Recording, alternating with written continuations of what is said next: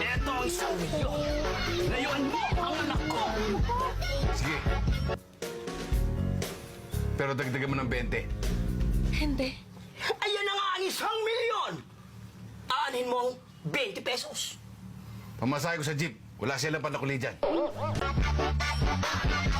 Sinasabi ko na nga, Ben. Kaya namamagitan sa inyong dalawa. Ibigyan kita ng 1,000,000. Layuan mo ang anak ko. Nako, hindi ko gagawin yan. Hindi ko lalayan ng anak nyo. Wow! Ganun mo kamahal ang anak namin?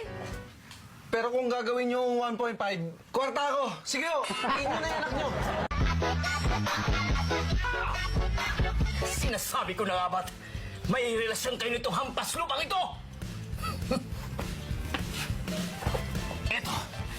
Eto 1,000,000. Layuan mo ang anak ko. Di ba?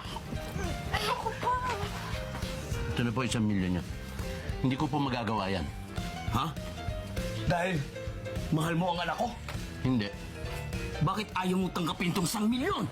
Eh kasi po pag nagkatuluyan kami ng anak nyo, eh sigurado ako mas malaki po yung mana na bibigay nyo sa amin. Kaya no deal na po tayo. Aha! Sinasabi ko na nga ba't may karelasyon ka na? Hoy, ikaw lalaki. Sandali lang, ha? Eto ang 1,000,000. Lumayo ka sa anak ko! Halika dito. Halika dito.